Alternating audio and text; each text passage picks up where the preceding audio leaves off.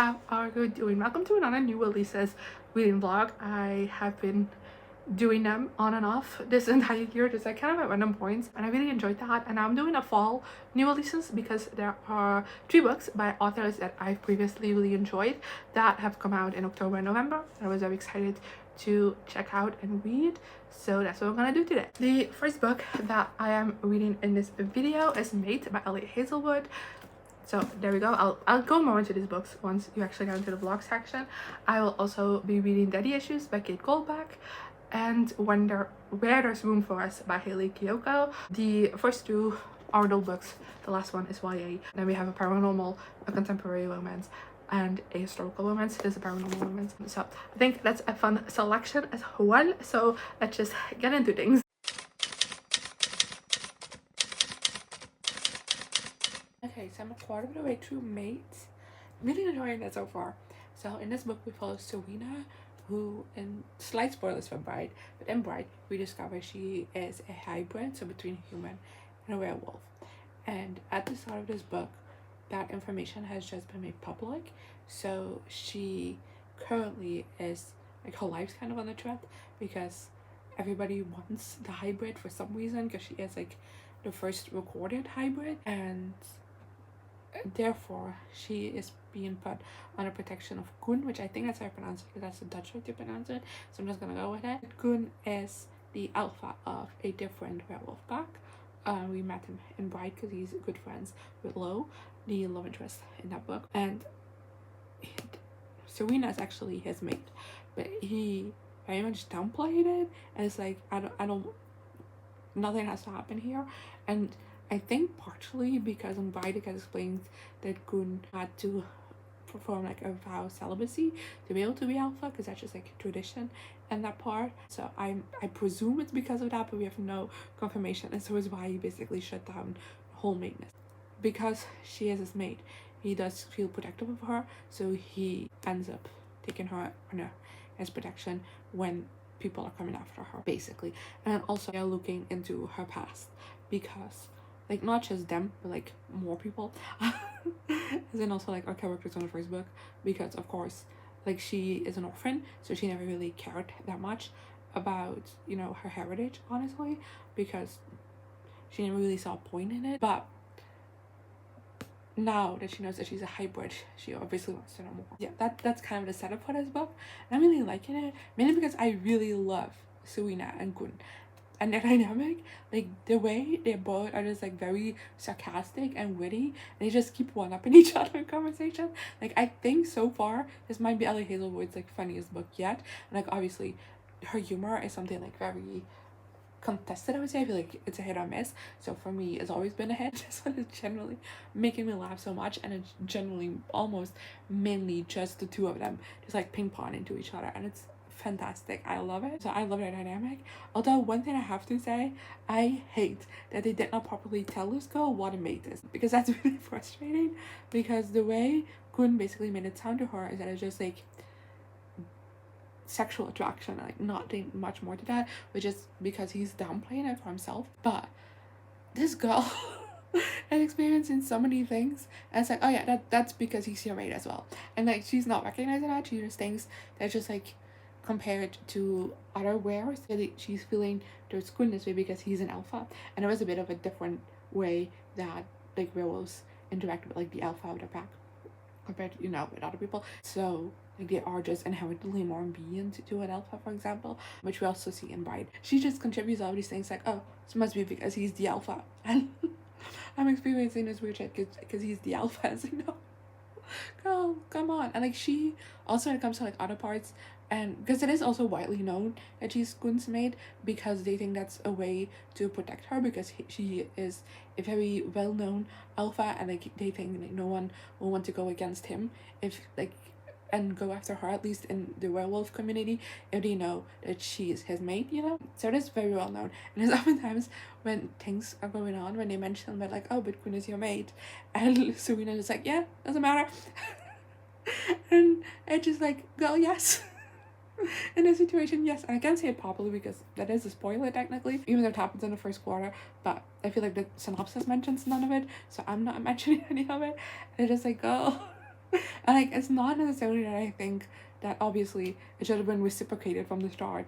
I generally, that's not a thing that I dislike, but it's just her an awareness of what's actually going on behind like this mate bond and everything. It's just that's kind of annoying, you know. You want her to make an informed decision, and she has no information. And to be fair, also nothing is happening between them so far because Queen is also keeping that off.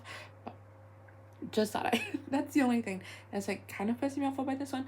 But the plot so far is very intriguing, and also with I said that I think so far this is the funniest Ali Hazelwood I've ever read. I also think just based on the things you're setting up, this might be the most devastating Ali Hazelwood I've ever read. We'll see. We'll see what direction this book ends up taking. But I am really liking it. I don't think I like it as much as Bride so far, but I'm really enjoying it. So I am halfway through Mate, and I would want to say, for the people who couldn't handle the nodding in Bride, this is seemingly going full Omega first. So be warned, because that's you're gonna see this late. So I doubt many people, like most people, have read this by now. But I know there was a lot of discussion around Bride, around like the nodding in it, and everyone calling it like crazy Omegaverse. And like as a fanfic reader, nothing about that was Omegaverse. There's here's the thing: we haven't gotten an official explanation for a couple of things happening so far, but it's reading. It's very much reading like Omegaverse, and I'm like 90% sure that's the direction we're going in. But I am having a good time reading this book. I was also in the first quarter, but I was still kind of like finding my footing with it, and I have fallen into a place where I just can't put this book down. So there's that. I'm continuously thinking about this. It is just it's living rent free in my mind, and I love the dynamic between Serena and Kun. I feel like it's very typical for Ali Hazelwood couples, but I'm vibing. I think it's so much fun, especially because they're so obviously attracted to each other, and like Serena doesn't realize it's the mate thing going on because no one still has to explain it to her properly, and then Kun is under his vow of celibacy, so he can't act upon that. And it's so good. The tension between them is so good. And then of course I already talked about in the first part that the banter was everything.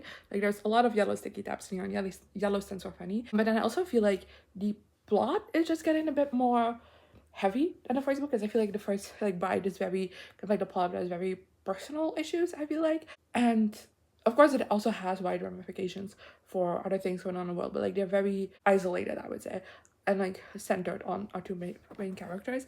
And I feel like what's going on in here is much bigger. Like it's gonna have like very great complications, and I'm very curious to see how that's gonna turn out. And it also seems to be going into a bit more of darker themes, and of course I can't say anything because I'll be spoiling it, but just with the way Gun's pack, like his pack is very different than Lowe's, and like the history and everything is very different, and I think that's been very interesting. But considering what we've gotten of that, and then what we're doing a little bit, I have a feeling like we're dealing with many more darker and deeper themes.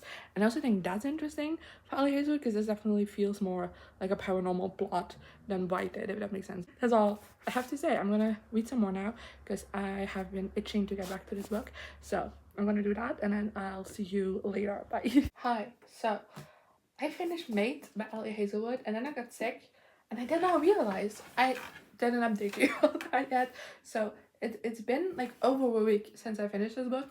So I'm sorry if this review portion is gonna be a bit lame. But to wrap things up, I gave this 5 stars. I think that was obvious from the way I talked about things in my previous clips. But like I said, it's been like over a week since then. So I actually don't fully remember what I have said about this book and what I haven't.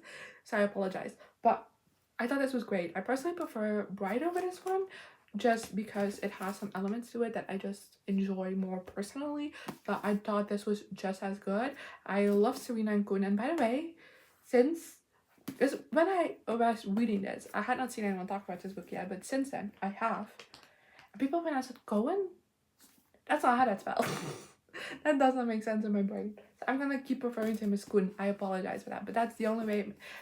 If I was supposed to read Cohen, you should write that differently. I love their dynamic.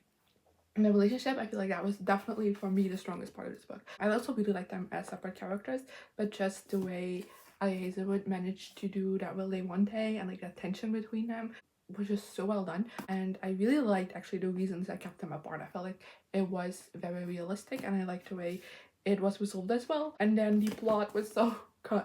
It definitely veered more into like the paranormal stuff. I also mentioned that, and I feel like I can't mention anything about it because I do feel like it is very spoilery to talk about that, because it doesn't kick in until like the halfway mark, at least that element of it. But I think it is so well done, creates such great tension, also creates for some conflict between Serena and Kun, because it is like intertwined with both of their pasts in a way, and I just thought it was all really well done, and I really like this, and surprisingly so, because I'm not typically like a werewolf person, which is weird because I've read a lot of books containing werewolves and I've seen a lot of shows containing werewolves, but that's because I love vampires, and I feel like werewolves oftentimes are like secondary characters in vampire stories a lot, especially like since Twilight. Like after that, I feel like there was a lot of like werewolves in vampire media, but like straight up vampires I've never straight up werewolves is not something I've been like super interested in before. But of course Ali Hazelwood was going to be the author to pull it off, and she did. So yeah, I love this. So there we go. So little addition to this vlog, it's a little while later, but I just finished my video in which I ranked all of Ali Hazelwood books, and I promised in that video that I would tell you where Mate landed upon this, so I'm gonna do that. It was Mate. Here's my ranking. The only thing missing from this is the Love Hypothesis, which goes in here, but I don't own a book, so I can't put it in here.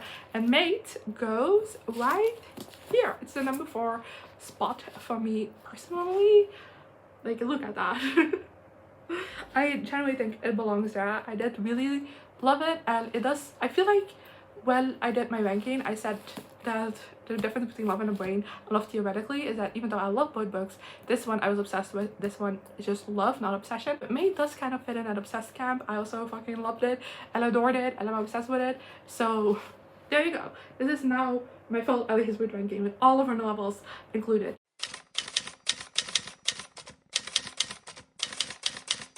Okay, so I'm a quarter of the way through Daddy Issues by Kate Goldbeck, and I'm already obsessed with this one. I started this last night and I read these 25% so quickly. Like, I flew through it. I think so far I don't really have that much of a plot to you. All I can tell you is that we follow our main character Sam, who was on track for like was on track to get her PhD in like art history, I believe, but then the pandemic happened and she forcibly kind of had to move in with her mom again, and since then her life has kind of halted because her like fields of study, like things changed and everything, and she had a hard time like finding something again. So she's been kind of spending these past 5 years a bit in limbo, where she is constantly telling herself that she will get back out there, but it's like not really happening. And then at the start of this book, this guy who I think has recently gotten a divorce, and his child moved in next door, and that's kind of all I have for you. Like, they have met a couple of times, but it's not like I fully understand what's going on there yet. So I feel like we're very, I didn't even realize I was a quarter of the way in, because it definitely felt like we're still very much in like very early stages. Kindle says I'm 25% of the way through, so here I am. I am really just enjoying this. I don't know, I don't really have that much to say about it. I really like Sam as a character so far. I think she's really interesting, because I feel like that feeling of being a bit in limbo since the pandemic, in some way most of us can relate to that. I think I can for sure. Even though like the circumstances are very different, definitely not as down as she is, but I can definitely like understand the feeling of being a bit in life limbo, where it's still, even 5 years later, even though everything is normal again, doesn't really feel like everything's normal again. So I really like that aspect to it as well. And then she actually like used to be very into comics, and like as she has gotten more to like kind of like art history and stuff, that kind of has like faded away a little bit into the background, but like she definitely still thinks in comics, if that makes sense. Like, there was a couple of times where she's like, if this was a comic, this is how it would have went down, and I really like that element about it, and how she writes about, like how she talks in her inner monologue about writing a comic and stuff like that. And I do think that's gonna be like her end goal, is for her to have like written her own comic or something, because she does definitely I like that element to the storytelling as well. And then so far I also like this guy, I've forgotten his name though. And his kid's named Kira, I do remember that. I think he is named Nick, but I'm not sure, so don't quote me on that. But I really like them as well. I definitely love the kid. Like, she immediately from the first scene she was in was incredible. And like Sam is very like anti-children, and she has been since she was a child, so seeing her kind of already have like a soft spot for this one kid like this quickly on is just, I don't know, I think it's kind of nice, and I'm very excited to kind of see where this is gonna go, because knowing this other books, You Again, which I also really loved, I feel like it's gonna be like a little untraditional for a way to get to the traditional ending. So I'm very curious to see how all that's gonna go. And yeah, I'm just here to tell you that I'm loving this book and I'm loving my life. So there's that. Okay, so I'm halfway through Daddy Issues, and this is gonna be short because I'm so obsessed with this book. I had other plans for today. They just went out of the window because I just need to keep reading this book. It's so good. It's occupying every second of my brain. I'm loving it so much. I finished Daddy Issues. It's the next day. I finished it late last night and it's 5 stars. Because it wasn't obvious, I had such a good time reading this book. I loved it so much, and I can't really fully explain it because honestly the plot that I gave you is pretty much it. You know, our main character also just has a really difficult relationship with her dad, and a lot of this book is also about coming to terms with that, hence the title as well. And I don't know, I really liked it. I think it was a great love story. Like, I was so hooked on Sam and Nick the entire book. I was really rooting for them, and they had great chemistry. They fit together really well. And you know, it's a Kate Goldbeck, just like You Again, although this is a little bit less than You Again. You know, these people are messy. Like, they have gone through some shit. They're deep into their issues, so it does have some reckoning with that. And I also really liked how that was done throughout this book. And also Nick's kid Kira, the most adorable kid to have ever existed. So yeah, I don't know, I loved it so much. And I feel like it's not gonna be for everyone, I already can tell that, but I thought it was great. It was such a gripping read. I loved it, every second of it, and I teared up a little bit as well at certain points. So I highly recommend it. But I don't know, like I said, it was gonna be for everyone, because You Again also is like very hit or miss for most people. And even though this is a different vibe, obviously, I do think like similar reasons why people didn't like You Again will be reasons why you didn't like this. I don't know, I think you should go pick it up. So there we go.